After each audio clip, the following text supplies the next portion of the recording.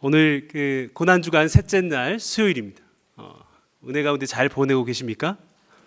네. 고난주간에는 특별히 우리가 많이 애쓰는 것이 우리의 그 침묵을, 우리의 어떤 묵상을 빼앗는 수많은 요소들로부터 좀 더 자유해지고 내 영혼을 지키고자 하는 노력들을 합니다. 그래서 이제 어른들도 마찬가지고, 특별히 우리 주일학교 부서에서는 어떤 노력들을 하죠? 미디어 금식들을 하죠. 저희 아이들도, 저는 이제 중학교 2학년, 1학년, 그리고 7살 딸, 이렇게 두 아들과 딸이 있는데, 뭐 7살 딸에게는 그걸 요청할 수 없고요. 중학교 2학년, 1학년 우리 두 아들들에게 미디어 금식을 굉장히 강조하고 있습니다. 그런데 아이들이 정말 죽으려고 하더라고요.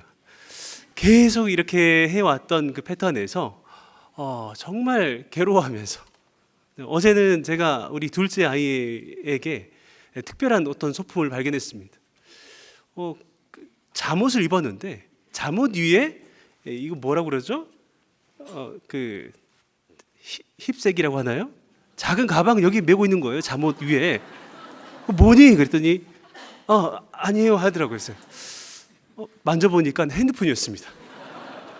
미디어 금식이니까 내가 잠궈 놓은 거예요.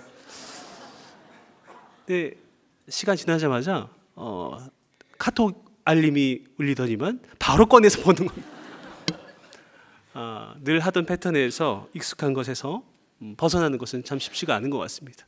그래도 이렇게 이 스마트폰을 넣고 잠그는 그 아이 모습이 너무나 귀하고, 여러분, 우리가 현재 하루에 스마트폰을 몇 번 터치한 줄 아십니까?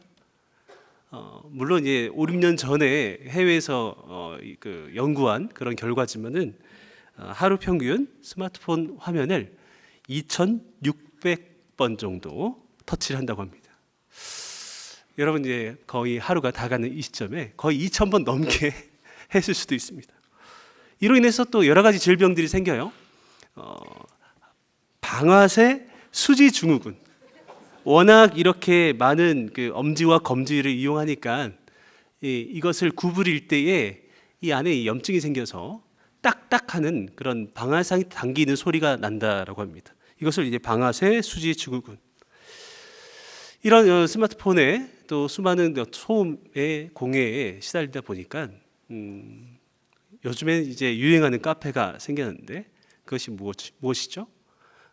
스마트폰을 맡기고 이제 카페에 입장하는 그런 카페들이 참 많이 생겨났습니다. 이것이 무엇이냐면 디지털 디톡스입니다. 우리가 수많은 영상, 또 매체, SNS 끊임없이 울리는 알림음 통해서 우리의 영혼이 점점 이 디지털 시대에 맞춰서, 이 디지털 환경에 맞춰서 점점 잠식되고 소중한 것들이 잃어간다는 것이죠. 그래서 디지털 디톡스는 스마트폰, 컴퓨터, 태블릿 등 디지털 기기와 인터넷 사용을 일시적으로 중단하거나 줄이는 행위, 이 디지털 디톡스가 매우 유행하고 있다고 합니다. 몸부림치는 거죠, 현대인들도.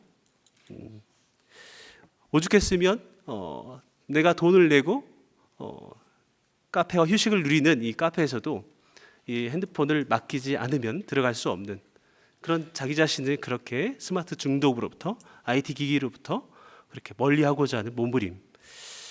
우리 사랑하는 성도님들, 고난주간 내 영혼을 병들게 하는 수많은 공해, 또 소음 속에서 나를 얼마나 잘 지켜내는지요. 수많은 소음 속에서 우리의 마음은 조용히 주님의 음성을 듣지 못한 채 계속해서 방황해 하는 것 같습니다. 침묵은 어떤 면에서는 우리에게는 너무 낯설고 두렵고 때로는 고통스럽기까지도 합니다. 핸드폰을 두고 오면 견딜 수 없는 불안감과 어떻게 해서든 다시 집에 돌아가서 가져와야겠다는 그 강박, 고요 속에 자신과 마주하는 것이 매우 무섭게 느껴지는 것 같습니다. 그래서 때로는 침묵을 피하기도 합니다. 어떤 학자들은 이런 현상을 침묵 불안이라고 얘기도 합니다. 침묵이 우리에게 참 좋은 것인데, 때로는 외로움을, 무력감을, 때로는 죄책감을 나타내는, 상징하는 단어처럼 느껴지는 거죠. 그런데요, 성경에서는 이 침묵을 통해서 고요함을 누리게 하고 또 침묵을 통해서 진정한 그 가치를 회복시킵니다. 참된 치유와 회복은 고요함 속에서, 침묵 속에서 시작이 됩니다. 시편 46편 10절에 있는 말씀 다 같이 함께 읽을까요? 시작. 이르시기를 너희는 가만히 있어 내가 하나님 됨을 알지어다. 아멘. 너희는 가만히 있어 내가 하나님 됨 알지어다. 하나님께서는 우리에게 말씀하십니다. 너희는 가만히 있으라. 침묵하지 못하는 우리에게 성경은, 하나님께서는 늘 말씀하십니다. 가만히 침묵하라. 침묵은 하나님의 숨결을 들을 수 있는 통로이고 우리의 영혼이 다시 호흡하는 창이기 때문입니다. 그리고 하나님의 음성은 수많은 소리, 화려한 현상을 통해서 들려오는 것이 아니라 때로는 아무런 의미 없어 보이는 조용한 침묵에서부터 들려오기 시작합니다. 출애굽기 3장에서 모세는 불붙은 떨기나무에서 조용히 말씀하시는 하나님의 음성을 들었습니다. 그리고 그 떨기나무 앞에서 말없이 신발을 벗었습니다. 여러분이 잘 알고 있는 엘리야, 수많은 화려한 기적과 표적을 이뤄낸 엘리야, 열왕기상 17장에서 혜성처럼 등장하고, 그리고 무서운 그 권력 앞에서, 아합 왕과 이세벨 앞에서 3년 반 동안 가뭄을 선포하고, 그리고 사르밧 과부의 그 기적을 일으켜냈던 이 엘리야. 그런데 그가 쉽게 변하지 않는 그 나라를 바라보면서 낙심하고 절망해합니다. 나는 아무런 쓸모가 없다라고 좌절하면서 나를 죽여달라고 요청하죠. 그렇게 낙심한 열왕기상 19장의 엘리야는 하나님께서 그를 회복시키시고 그리고 또다시 동굴에 들어가 버린 그를 또다시 끄집어냈을 때 하나님께서 하나의 현상을 보여주십니다. 강한 바람, 강한 불, 강한 지진을 보여주시고 거기에 나타난 하나님의 말씀이 무엇입니까? 하나님이 계시지 아니하였더라. 이후에 세미한 소리가 들리더니 하나님의 위스퍼, 하나님의 속삭이는 그 소리가 바람처럼 들렸습니다. 엘리야가 진정으로 회복됐던 지점은 숯불에 구운 떡과 물을 먹어서가 아니라 하나님께서 어루만져 주셨기 때문이 아니라 불, 지진, 바람처럼 이 나라가 변하기를 바랬던 그의 마음에 세미한 소리 같은 그 하나님의 속삭임이 들려졌을 때 그는 다시는 동굴에 들어가지 않고 그 거대한 변하지 않을 것 같은 그리고 너무나 감당하기 어려운 그 나라와 사명 앞에 다시 서게 됩니다. 엘리야를 다시 일으킨 하나님의 음성, 침묵. 예수님도 그래서 그 침묵을 너무나 즐겨 찾으셨습니다. 마가복음 1장 35절 말씀입니다. 새벽 아직도 밝기 전에 예수께서 일어나 나가 한적한 곳으로 가사 거기서 기도하시더니 예수님 정말 치열하게 사셨습니다. 그런데 분주한 일상 가운데에서 자주 한적한 곳으로 가서 기도하셨습니다. 할 일이 정말 많은데 왜 기도하러 그렇게 나가셨을까요? 그 침묵과 그 기도는 수동적인 태도가 아니라 무언가를 하지 않는 수동적인 태도가 아니라 하나님을 기다리는 적극적인 태도이기 때문입니다. 내 안에서 들려지는 수많은 소리 그리고 바깥에서 들려지는 나를 비난하는 수많은 소리에 예수님은 귀를 닫으시고 내면 깊숙한 곳에 있는 하나님의 형상과 마주하십니다. 오늘 우리가 묵상하려고 하는 이 수요일 침묵의 날은 바로 그러한 고요함 속에서 시작된 하나님의 일하심을 알아보는 시간입니다. 물론 제가 이 고난주간 수요 설교자로서 부르심을 받았을 때 담임 목사님과 또 기획팀이 함께 논의하면서 저를 이 수요 집회 설교자로 세우셨는데 좀 사실 이 잔을 내게서 돌리옵소서라고 기도했습니다. 네. 근데 돌렸는데 결국은 저한테 다시 돌아오더라고요. 그래서 피할 수 없구나. 그래서 감사합니다. 저같이 부족한 사람을 왜 세우시는지 모르겠지만 잘 준비하겠습니다. 본문이 뭐죠? 그래서 예수님의 행적이라고 하더라고요. 그래서 이제 기획들 담당하고 있는 우리 한승우 목사님이 수요일 날은 예수님께서 아무것도 안 하셨어요. 멱살을 잡고 싶었습니다. 내가 왜 하필 수요일이냐고. 사실 예전에 이제 예수님의 일주일에 대해서 신대원 그 시험을 준비할 때도 다 외웠고 다 알고 있는 내용이었지만은 정말 그것을 수락할 때에는 전혀 몰랐던 깜빡했던 상황이었습니다. 그 이후로 저는 침묵을 갖게 되었습니다. 말이 사라지고 점점 이 말씀을 어떻게 전해야 되지? 그래서 조용히 월요일, 화요일 그리고 목요일에 있는 설교자들에게 혹시 수요일 설교 한번 해보실 거냐고. 수요일이 정말 은혜가 있을 것 같다. 고민했지만 그들은 다들 고개를 저었습니다. 나는 당신을 모르오. 네. 정말 많이 기도했습니다. 왜냐하면 수요일에 예수님의 행적이 없기 때문에. 그래서 예수님의 이 수요일을 침묵의 날, 자막을 띄워주시면 고난주간의 수요일은 실제 그 교회 전통에서 특별한 이름을 갖고 있어요. Silent Wednesday. 침묵의 날입니다. 예수님께서 월요일에는 무엇 하셨죠? 우리 복습해 볼까요? 왜 침묵하시죠? 성전을 청소하셨습니다. 우리 안에 있는 탐심과 우상 숭배를 걷어내는 그 비워내는 거룩하게 준비하는 작업들. 그리고 비워냈다면 하나님 나라의 것으로 채워야 되지 않겠습니까? 어제 설창선 목사님을 통해서 하나님 나라의 그 비밀, 그것을 우리 마음 가운데 채워주셨습니다. 그런데 왜 수요일 날 쉬셨을까요? 제가 이 설교를 준비하면서 오늘 어머니께 기도를 부탁드렸습니다. 저 시골에 계시는 어머니께, 어머니 저 수요일 오늘 설교합니다. 안다. 네 아들이 이미 얘기했다. 저희 아들이 이미 할머니 아빠 설교예요 오늘. 그렇게 얘기를 한 거예요. 그 오늘 본문이 뭐니? 그랬더니 본문이 없어요.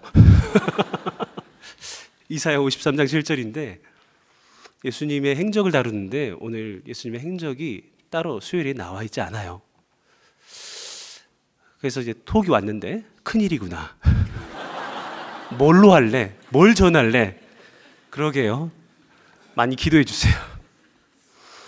그래. 그 다음 카톡이 압권입니다. 침묵. 무섭지. 사람에게 있어서도 침묵은 너무 무섭게 느껴집니다. 뭔가 불편한 갈등이 깨어진 관계가 깨어지는 듯한 갈등을 또 상징하고요. 그래서 어머니는 침묵은 꽤나 무서운 그런 단어지. 저희 아버지가 많이 침묵하셨나 봅니다. 이 예루살렘에서 아무 말씀도 행동도 기록되지 않은 날, 이 침묵의 날, 마태, 마가, 누가, 요한에서도요 이 날을 특별히 기록하지 않았습니다. 우리 설창선 목사님과 이 오늘에 대해서 얘기를 하다가 제가 물어봤어요. 목사님, 왜 수요일 날 예수님이 아무런 행적이 없을까요? 그래서 설 목사님께서 매우 이제 따뜻하게, 친절하게, 아주 명쾌하게 얘기를 해주셨습니다. 화요일 날 13번이나 일해서 몸살 났어. 네, 화요일 날 너무 13번의 그 사건을 일으키다 보니까 몸살 나셨대요. 그래서 저 목사님이 굉장히 위험하다. 다른 복음을 전하네. 어떤 면에서 일리가 있는 것 같아요. 저 화요일 날 정말 거침없이 일하셨거든요. 어마어마하게 그 하나님 나라에 대해서 변론하고. 그래서 진짜 몸살 나셨나?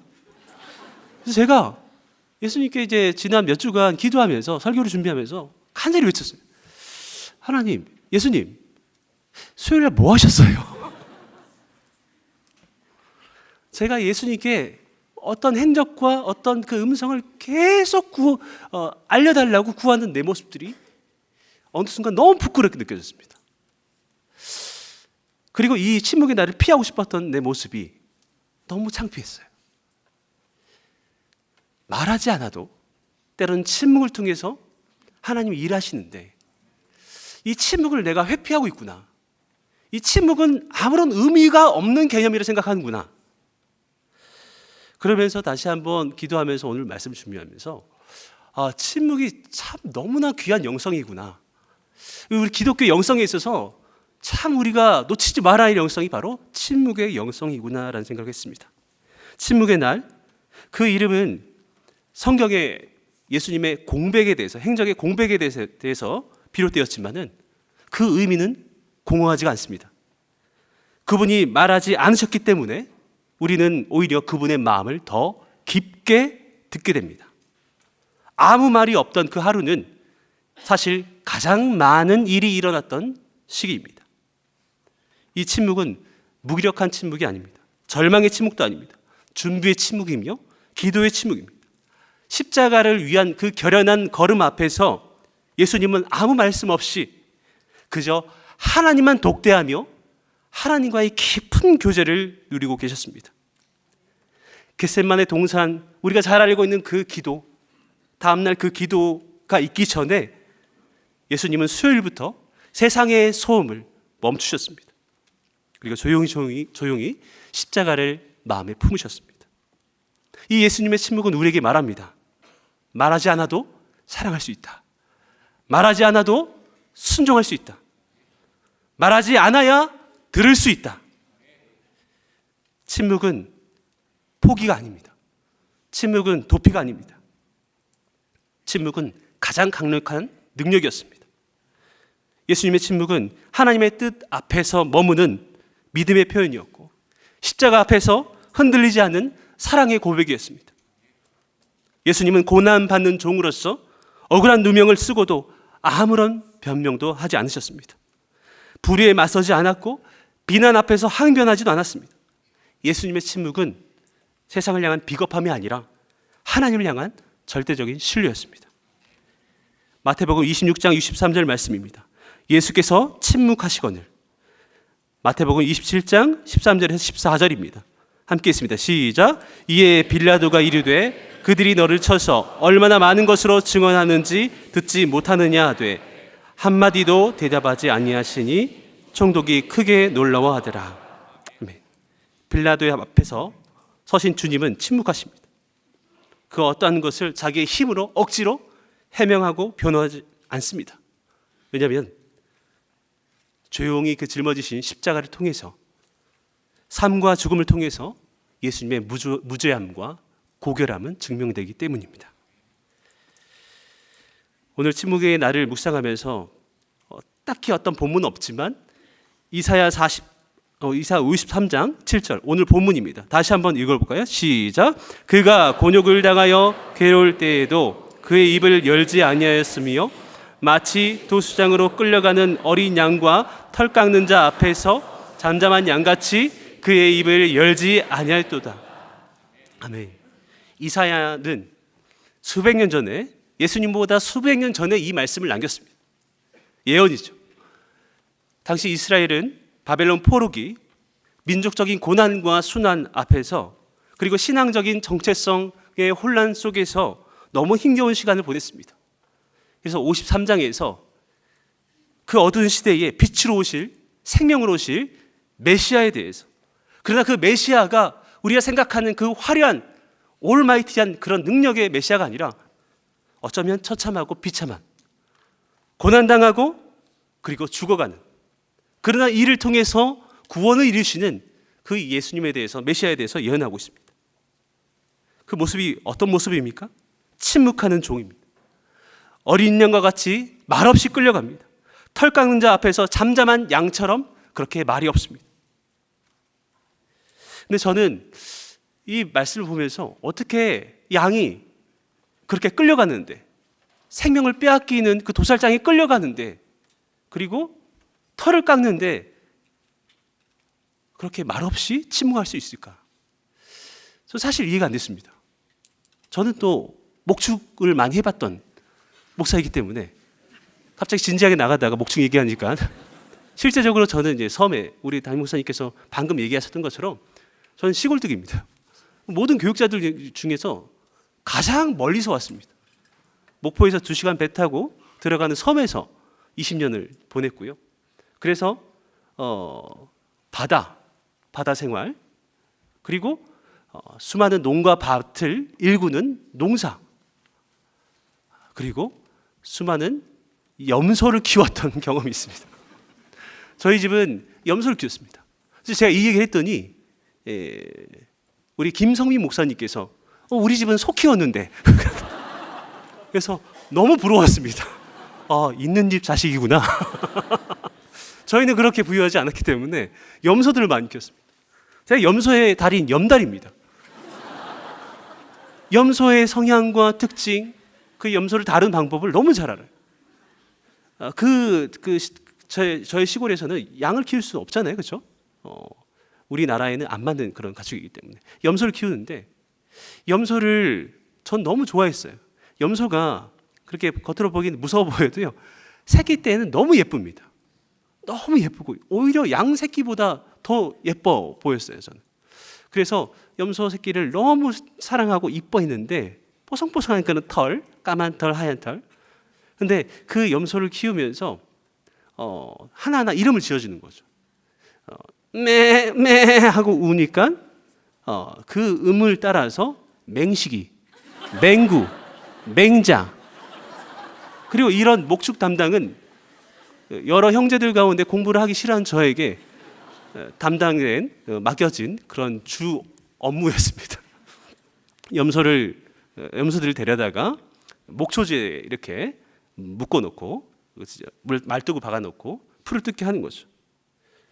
근데 제가 너무 사랑했던 그 염소가 있는데, 아기 때부터 제가 막 때로는 젖을 안 먹으니까 우유도 먹이고 막 그랬는데, 그렇게 키웠던 맹식이가 어느새 어른이 됐어요. 근데 가정 형평상 이 맹식이를 팔아야 했던 때가 됐습니다. 부모님께 이 맹식이는 안 된다고 정말 부모님의 그런 말씀에, 권면에도 막 저항하면서 이 맹식이를 지켜내려고 했지만 어쩔 수 없이 맹식이의 그 고삐를 잡고 목줄을 잡고 끌고 가야 했던, 저는 어린 마음에 너무 마음이 아팠어요. 왜 맹식이냐고, 그냥 데리고 살면 안 되냐고. 근데 이 맹식이가 제가 끌고 가니까, 제가 어렸을 때부터 키웠으니까 순순히 따라오는 거예요. 지가 어디 가는 줄 모르고. 그 순순히 따라오는 그 모습 보면서 저는 너무나 마음이 아팠습니다. 그리고 이 맹식이는 저랑 헤어져야 했던 순간이 왔죠. 그 이후로 참 너무나 힘든 시간을 보냈어요. 그래서 지금도 염소 고기를 안 먹습니다. 못 먹어요. 이거 양고기는 맛있더라고요. 양을 안 키워봐가지고. 예. 그래서 제가 오늘 이 말씀을, 53장 7절 말씀을 처음에는 이해 못했는데, 제가 그렇게 아끼고 사랑했던 맹식이와의 관계를 생각하니까 애가 순순히 끌려오는, 입을 열지 아니하고, 오늘 말씀, 입을 열지 아니하고 잠잠한 양같이 예수님이 끌려가야 했던 그 동기를 알게 됐습니다. 이 예수님의, 이사야 53장 7절에 나타나는 예수님의 침묵의 동기, 조용히 끌려가야 했던 침묵의 동기, 무엇입니까? 바로 신뢰입니다. 이사야 53장 10절 말씀, 여호와께서 그에게 상함을 받게 하시기를 원하사 질고를 당하게 하셨은지. 예수님은요, 자신이 왜 상함을 받아야 되는지, 왜 고난 받아야 되는지를 잘 알고 있었고, 이것이 하나님의 뜻임을 알고 계셨습니다. 그래서 하나님의 뜻이 때로는 내게 아픔이지만, 고통이지만, 하나님을 향한 철저한 신뢰를 가지고 그 좁고 협착한 그 길을, 찢어지고 상해지는, 그리고 죽어가는 그 길을 묵묵히 걸었다라는 것입니다. 베드로전서 2장 23절, 신약에서는 이렇게 얘기합니다. 욕을 당하시되 맞대어 욕하지 아니하시고, 고난을 당하시되 위협하지 아니하시고, 오직 공의로 심판하시는 이에게 부탁하시며. 욕하지 않고 위협하지 않고 그렇게 힘으로 맞서 싸우지 않고 오직 하나님께 부탁합니다. 모든 것을 주관하는 하나님께 전적으로 맡깁니다. 신뢰에서 시작되는 것이죠. 그래서 그 이 신뢰는 겟셋만의 기도로, 그 다음날 기도로 이어집니다. 마태복음 26장 39절 말씀입니다. 함께 읽겠습니다. 시작. 내 아버지여, 만일 할만하시거든 이 잔을 내게서 지나가게 하옵소서. 그러나 나의 원대로 마옵시고 아버지의 원대로 하옵소서. 아멘. 아버지의 원대로 하옵소서. 내 뜻대로 마옵시고 아버지의 원대로 하옵소서. 사실 내 뜻은 피하고 싶으나 그러나 아버지의 뜻대로 하나님을 향한 전적인 신뢰를 가지고 그렇게 그 십자가의 길을 걸어갑니다. 그리고 십자가 위에서도 그렇게 말씀하시죠. 누가복음 23장 46절입니다. 아버지, 내 영혼을 아버지 손에 부탁하나이다. 하나님을 향한, 아버지를 향한 전적인 신뢰 때문에 말없이 입을 열지 아니하고 걸어가는 예수님의 침묵. 두 번째, 예수님의 그 침묵의 두 번째 정신은 바로 사랑이었습니다. 하나님 아버지를 향한 진실한 사랑. 요한복음 14장 31절입니다. 시작. 오직 내가 아버지를 사랑하는 것과 아버지께서 명하신 대로 행하는 것을 세상이 알게 하려 함이로라. 요한복음 15장 9절입니다. 시작. 아버지께서 나를 사랑하신 것 같이 나도 너희를 사랑하였으니 나의 사랑 안에 거하라. 내가 아버지를 사랑하고 아버지가 나를 사랑한다. 이 두 말씀을 통해서 하나님과 예수님은 정말 사랑으로 온전한 일체를 이루시는 한 몸이 되셨던 존재이십니다. 이 사랑이 때로는 너무나 피하고 싶고 힘든 그 침묵의 길을 걷게 했다라는 것입니다. 제가 끌고 갔던 그 맹식이 저를 신뢰하고 저를 사랑했기 때문에 그냥 즐거이 인매하면서 또 중간중간에 오고 가는 그 길 속에서 풀을 뜯으면서 잘 따라왔습니다. 제가 많이 남이었고 제가 도살꾼이었으면 그 염소가 따라왔을까요? 아니죠. 저를 신뢰하고 저와 많은 시간들을 보냈기 때문에 순순히 그렇게 즐거이 걸어왔습니다. 예수님에게 십자가의 길도 마찬가지입니다. 우리에게 주어진 고난의 길도 때로는 남들 가지 않는 길이고 남들 조롱하는 그 길이지만 왜 우리는 이 길을 걸어갑니까? 하나님을 신뢰하기에, 하나님을 사랑하기에. 그래서 우리는 이 길을, 침묵의 길을 걸어갑니다. 세 번째 침묵의 정신은 바로 순종이었습니다. 침묵은 곧 순종의 실체였습니다. 빌립보서 2장 6절에서 8절 말씀입니다. 8절만 읽겠습니다. 시작. 사람의 모양으로 나타나사 자기를 낮추시고 죽기까지 복종하셨으니 곧 십자가에 죽으심이라. 아멘. 예수님은 자기를 낮추시고 죽기까지 복종하십니다.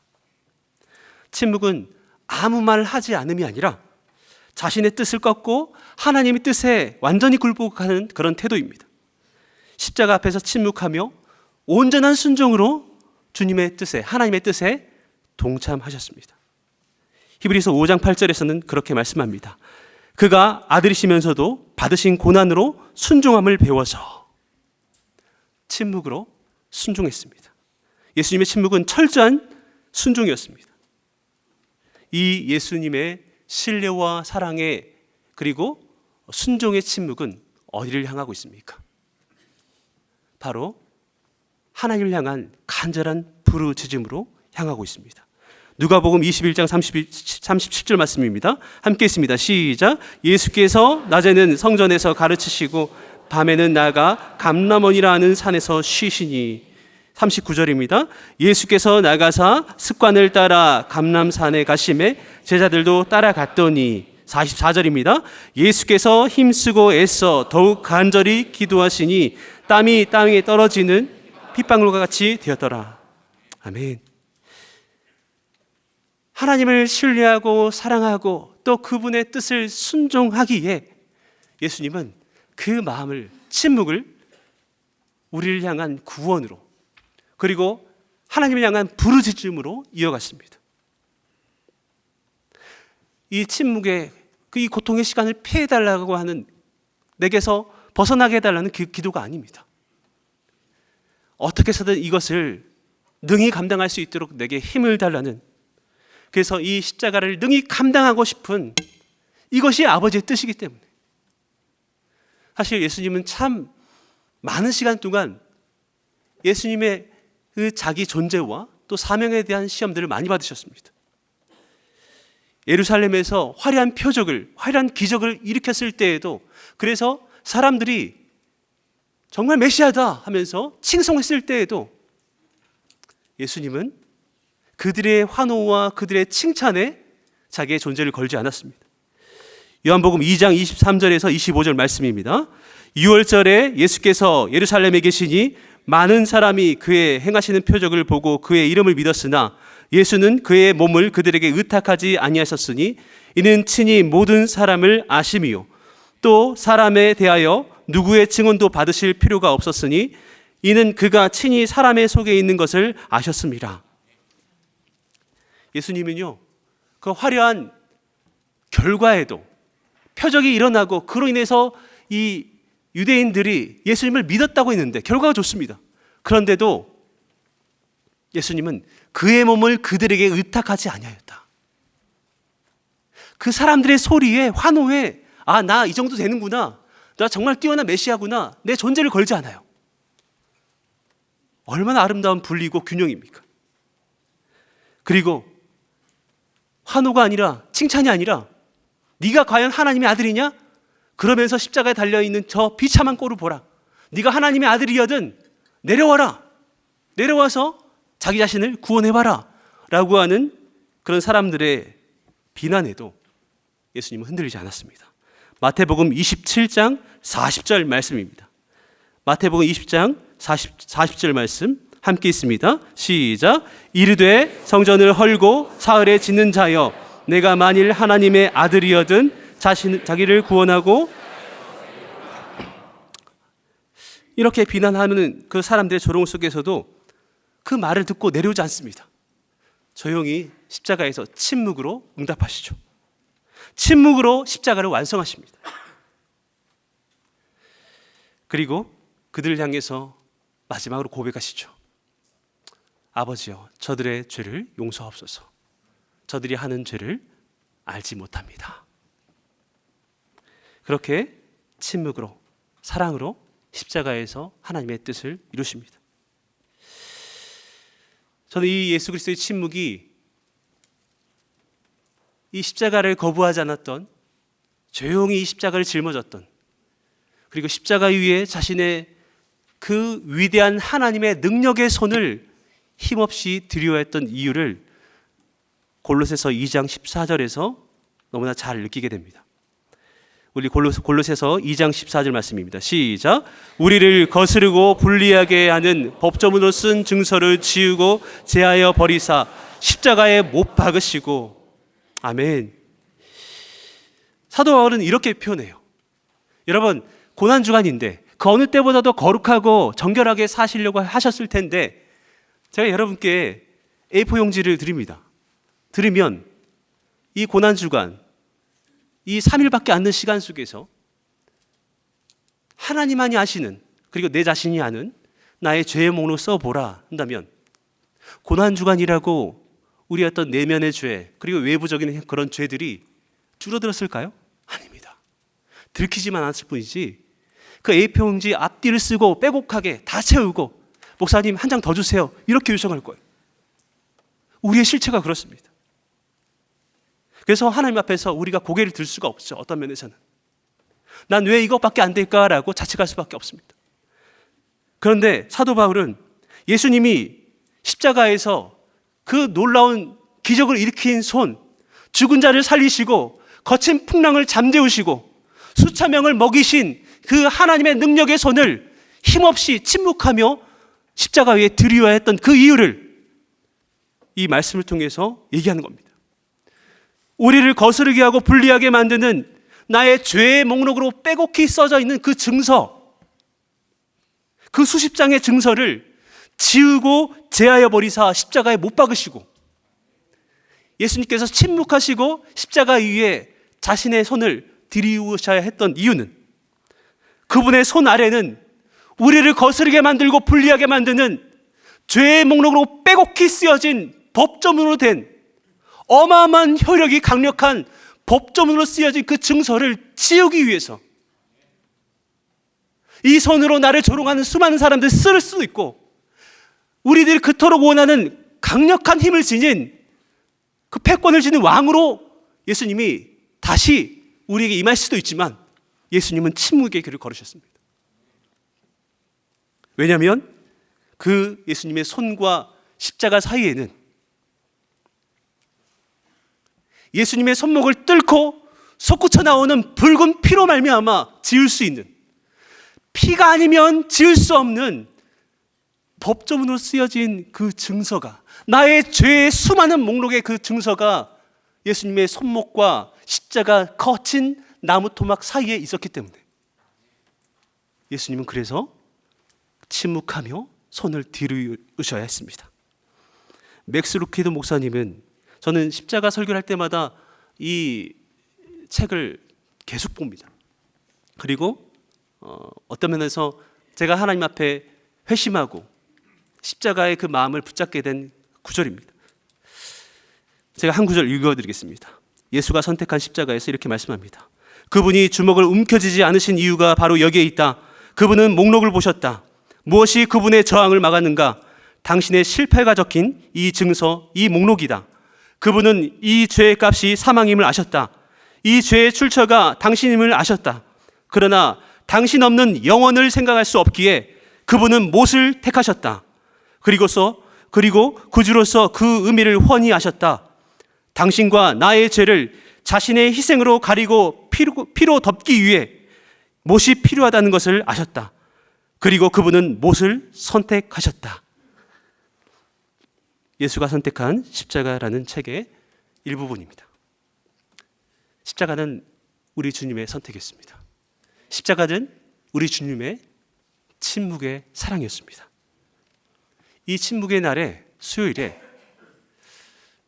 특별한 두 사람이 등장합니다.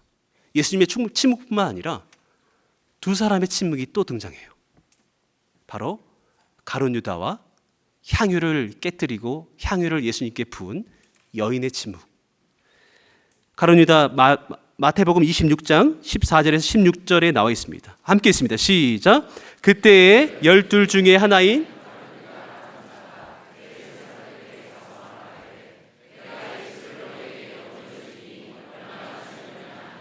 그들이 은 30을 달아 주거늘 그가 그때부터 예수를 넘겨줄 기회를 찾더라.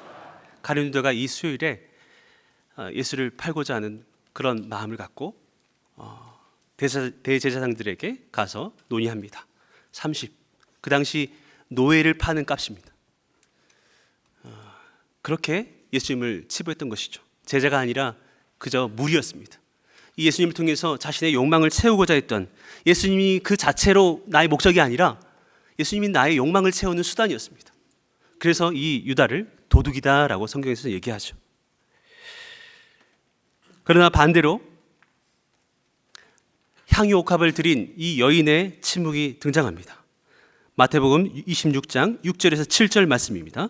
예수께서 베다니 나병 환자 시몬의 집에 계실 때에 한 여자가 매우 귀한 향유 한 옥합을 가지고 나와서 식사하시는 예수의 머리에 부으시니, 이 여인의 이름은 기록되지 않습니다. 베다니 시몬의 집에 있을 때에 이 여자가 향유 옥합을 가져다가 예수님의 머리에 붓습니다. 이 여인이 어떤 말도 하지 않습니다. 침묵하지 않고 예수님의 머리에 기름을 붓는, 이 어마어마한 그 가치를 지니고 있는 비싼 이 향유를 말없이 예수님께 부어드리는, 예수님의 침묵이 날에 이 가룟 유다의 침묵은 부정적인 침묵이었습니다. 예수님에 대한 불신, 그리고 원망, 체념, 포기, 그 침묵은 배신으로 이었습니다. 이 여인의 침묵은, 이 여인이 왜 이 향유 옥합을 드려야 했는지는 나와 있진 않지만 아마도 비천하고 연약한 자기 자신의 삶을 구원해준 예수 그리스도의 그 놀라운 은혜로 힘입어서 계산하지 않고 예수님의 그 자주 하셨던 그 말씀을 기억하면서 이제 곧 예수님의 죽음을 기억하면서, 그래서 예수님께서는 이 여인을 향해서 이 여인의 일을 후대도 널리 알리게 될 것이다 라고 말씀하고 있는 것이죠. 마태복음 26장 13절 말씀입니다. 내가 진실로 너희에게 이르노니 온 천하에 어디서든지 이 복음이 전파되는 곳에서는 이 여자가 행한 일도 말하여 그를 기억하리라 하시니라. 사랑하는 귀한 우리 성도 여러분, 이 침묵의 날에 우리의 침묵은 어떤 유형입니까?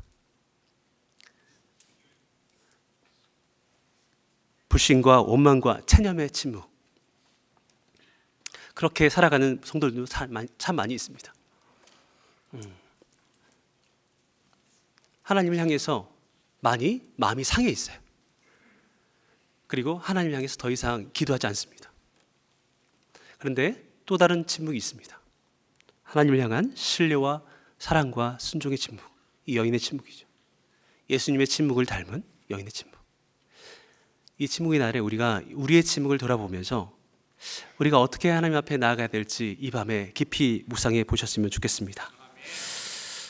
예수 그리스도의 그 침묵, 나를 구하시기 위한 그 사랑과 신뢰와 순종의 침묵을 기억하면서 우리가 유다가 아닌 이 여인의 모습처럼 나의 그 가장 소중한 것을 아낌없이 깨어 주님께 드릴 수 있는 그 사랑으로 나아가는 그 침묵을 통해서 나의 사랑을 말하는 우리 모두가 되기를 축복합니다.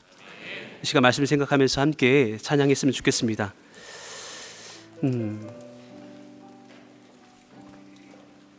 무엇보다도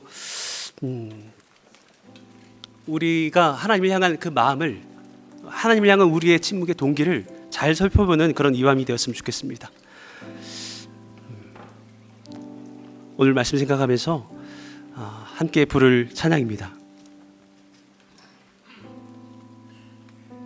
보라, 너희는 두려워 말고, 그리고 나의 영혼이 잠잠히 하나님만 바라며, 이 두 찬양을 하나님께 고백할 텐데, 하나님, 내가 유다가 아닌 향유 옥합의 그 여인으로서 주님 앞에 나아가기를 원합니다. 하나님을 신뢰하고 사랑하고 또 전적으로 순종했던 예수님의 침묵처럼 내가 주님만 바라보기를 원합니다. 함께 고백하시겠습니다. 나의 영혼이 잠잠히 하나님만 바라며, 나의 영혼이 잠잠히 하나님만 바라며, 나의 구원이 그에게서, 나의 구원이 그에게서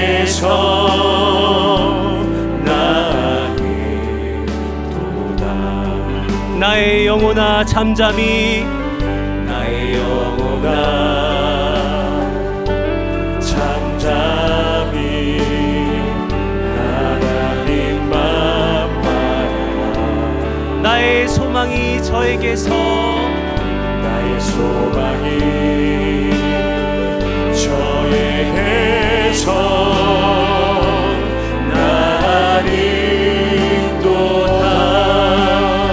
주만이 나의 반석, 나의 구원이시니, 나의 구원이시니, 오직 주만이 나의 산성, 내가 요동치 아니하리. 나의 영혼이 간절히, 나의 영혼이 간절히 여호와를 갈망합니다. 여호와를 갈망하며 나의 입술이 여호와를 찬양하리. 나의 입술이 여호와를 찬양하리. 나의 영혼이 즐거이 여호와를, 나의 영혼이 즐거이 여호와를 따르리.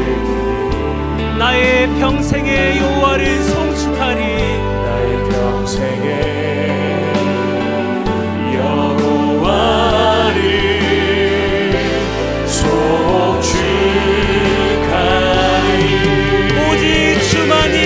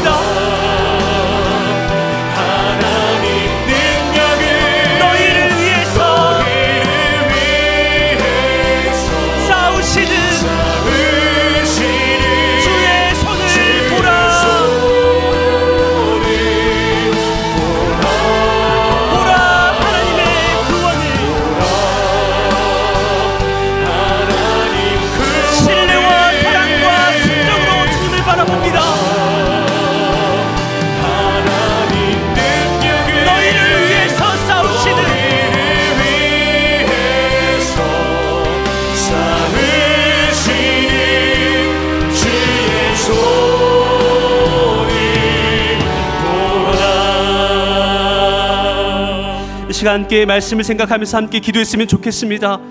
하나님, 내 안에 혹시 가룟 유다와 같은 불신과 원망과 체념의 침묵에 하나님과의 대화가 끊어진 채 너무나 어두운 날들을 보내고 있지 않은지요. 기도를 하지만 깊은 탄식과 간절함이 사라진 채 하나님, 이 기도의 즐거움과 기쁨을 누리지 못한 채 너무나 오래도록 내가 그렇게 차갑고 어두운 그늘에 머무르고 있는 건 아닌지요. 다시 한번 내가 이 모든 침묵에서 벗어나 감람산으로 즐거이 올라가기를 원합니다. 기도의 산으로, 기도의 언덕으로 올라가기를 원합니다. 하나님, 수많은 세상의 소리, 자기 증명의 욕구와 인정의 욕구의 소리를 벗어나 그 세상을 향해 침묵하며 하나님을 향해서 간절하게 부르짖는 내가 되게 하여 주시옵소서. 다 같이 함께 주여 한번 부르짖고 기도하겠습니다. 주여, 주님, 이 침묵의 날에 다시 한번 오늘 이 말씀을 생각하며 마음에 새기며 나아갑니다. 하나님, 나의 이 침묵은 어떤 유형의 침묵입니까? 하나님을 향한 침묵, 원망과 또 무기력과 체념의 침묵에 머무르고 있지 않는지 하나님 아버지, 내가 이 모든 침묵에서 벗어나 하나님 앞에 즐거이 기쁨과 감사함으로 기도할 수 있는 우리가 될 수 있기를 원합니다. 하나님 향한 신뢰와 하나님을 향한 사랑과 하나님을 향한 순종의 마음으로 그렇게 걸어갈 수 있는 우리가 될 수 있기를 간절히 원합니다. 아버지, 나를 유치하시옵소서. 다시 한번 이 모든 부정적인 침묵에서 벗어나 하나님 앞에 즐거이 부지하며 하나님과의 마음을 진정히 나눌 수 있는 우리가 될 수 있기를 간절히 원합니다. 하나님, 신앙과 불신의 경계에서 소통이는 이 회의적인 시대 가운데에 하나님, 그러나 주님께서는 우리에게 말씀하십니다. 세상은 길을 잃었으고 나의 사랑은 하늘 같다. 하나님, 우리 하나님의 숨을 잃고 하나님의 마음을 잃고 불안의 시대에 하나님 아버지 지식하지 못하는 그리고 부정적으로 침묵하는 이 시대에 다시 한번 하나님을 향해 듣게 하여 주시옵소서. 하나님을 향해 그 마음을 시작하게 우리가 수 있기를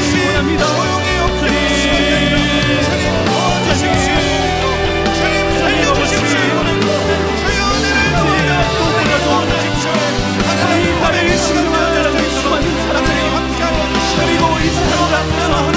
나를 생각하고 싶어하는 나의 자기적인 욕구와 인정 욕구와 세상 속에 다시 한번 내가 침묵하며 하나님을 향해 부르짖는 때가 될 수 있도록 주여 도와주시옵소서.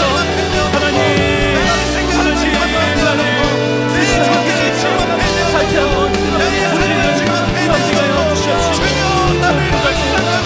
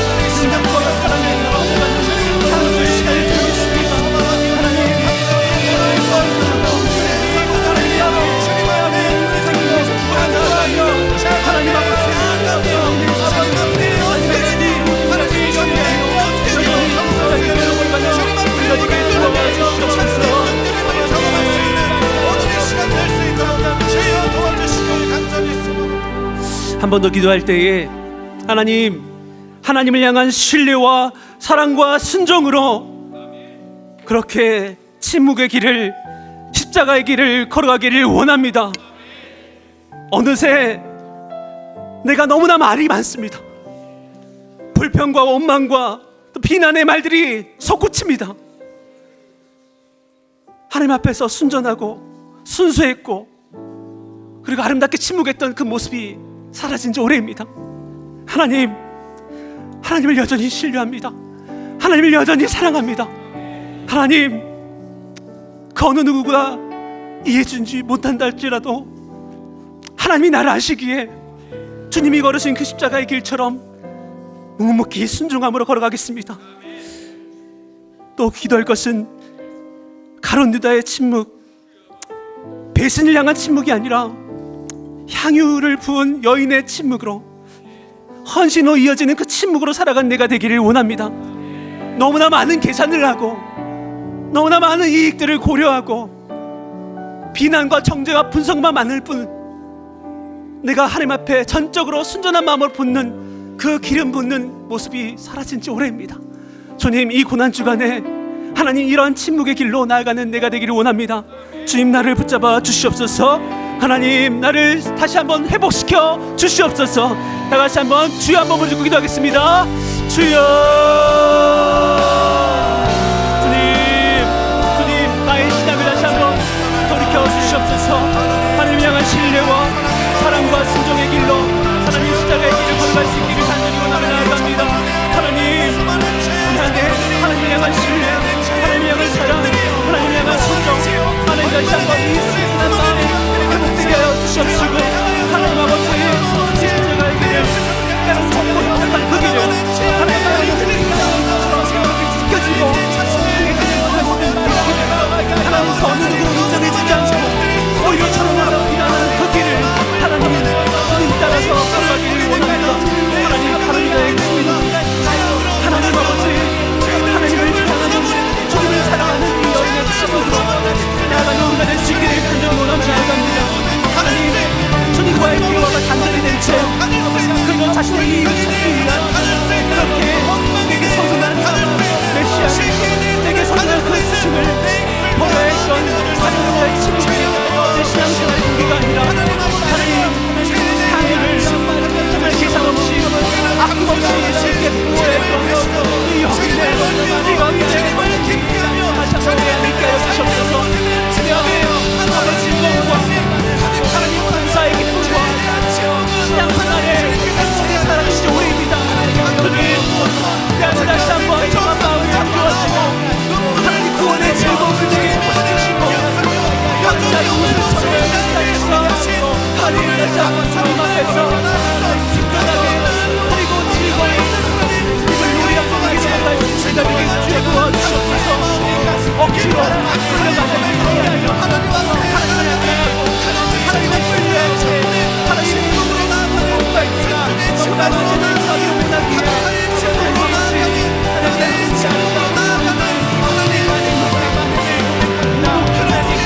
항상 내가 있으면 즐거운 삶을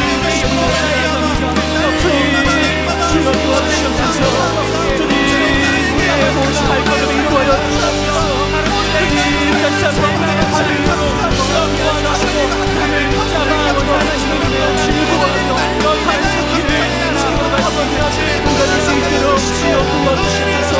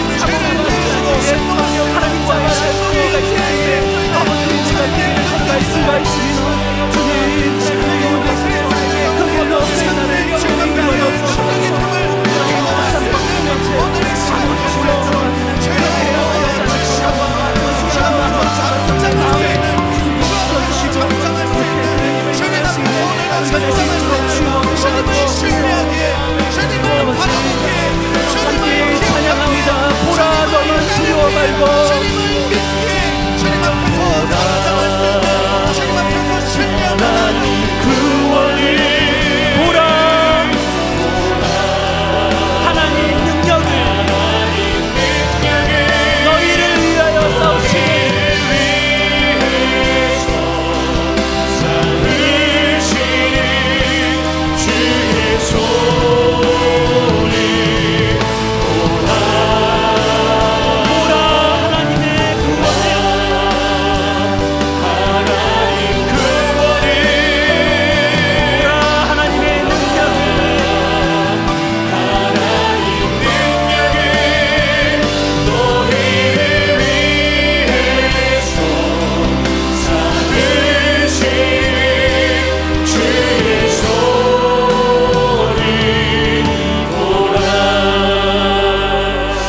하나님, 불신과 원망과 체념으로 그렇게 침묵을 지내는 것이 아니라 하나님을 향한 신뢰와 사랑과 순종으로 즐거이 그리고 숭고하게 십자가의 길을 걸어가는 우리 모두가 되게 하여 주시옵소서.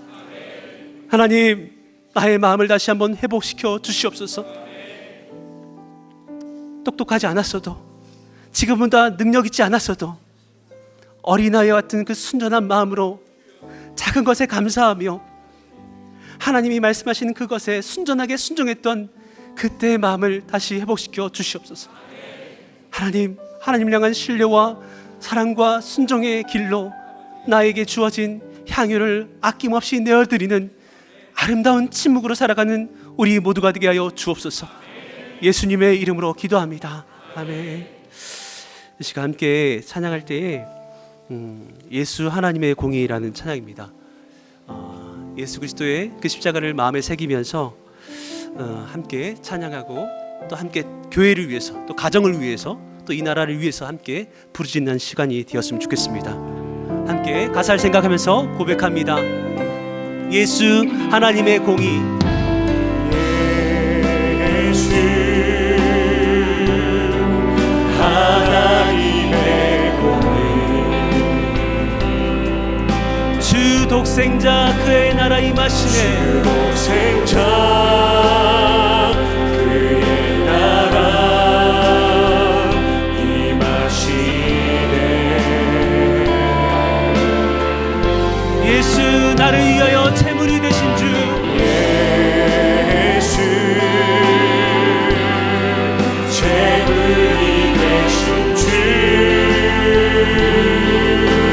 영광 중에 그의 나라 임하시네.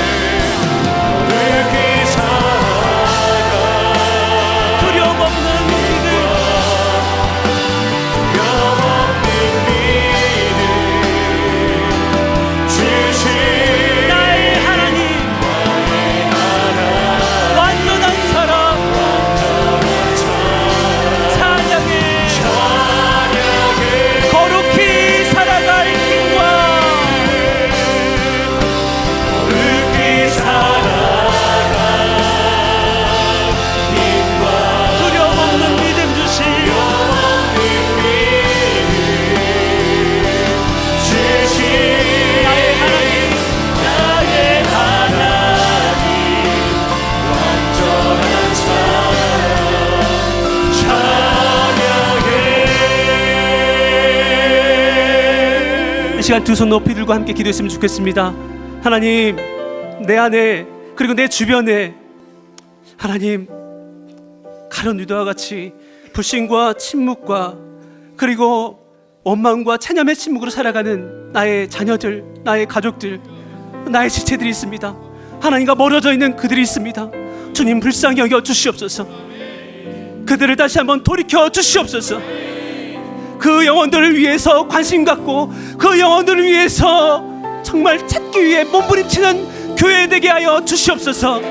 다 같이 함께 우리의 가정과 여러분의 지인들과 이 교회를 위해서 합심을 함께 기도하겠습니다. 주여 한번 부르고 기도하겠습니다. 주여, 주님,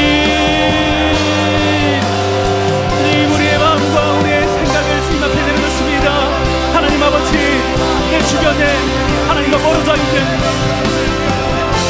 너무나 오랜 아픔과 너무나 오랜 고통과 너무나 오랜 하나님의 침묵 때문에 마음이 상해 있고 그렇게 무너져 있는 하나님과의 대화가 상실된 주님과의 관계가 끊어져 버린 하나님, 그런 영혼들이 있습니까?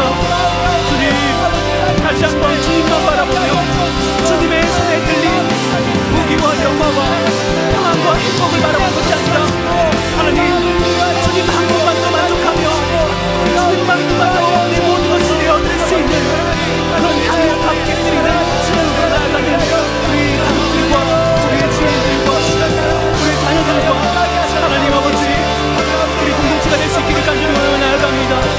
아버지, 사랑하는 하나님, 나의 가정과 나의 교회를 불쌍히 여겨주셨시고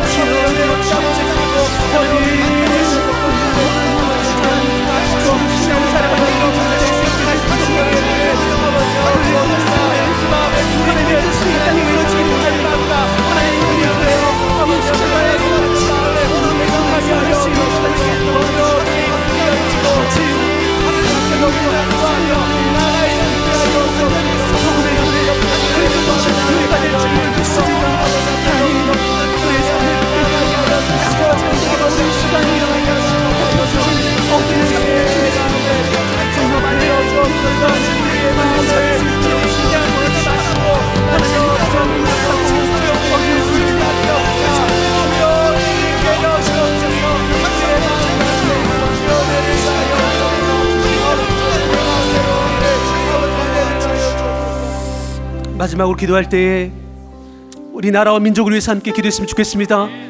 오직 하나님만을 경외하며 겸손과 사랑으로 섬기는 지도자들을 세워 주시옵소서. 다시 복음 앞에 다시 빛과 소금으로 살아가는 한국교회 되게 하여 주옵소서. 가난과 기근과 재해와 전쟁으로 고통받는 신음하는 열방들의 그리고 이웃들의 신음소리를 듣고 그들을 향해 손 내미는 치유하는 한국교회와 한국교회 성도들이 되게 하여 주옵소서. 다 함께 나라와 민족을 위해 한국교회에서 기도하신 후에 여러분의 간절한 기도 제목으로 주님 앞에 나아가도록 하겠습니다. 기도하겠습니다. 하나님 아버지, 주님, 하나님 마지막으로 이 나라와 이 민족을 위해서 기도하며 나아갑니다. 하나님, 이 나라와 이 민족을 불쌍히 여겨주시옵소서. 오직 하나님만 경외하며 겸손과 사랑을 섬기는 주님을 되게 하여 주시옵소서.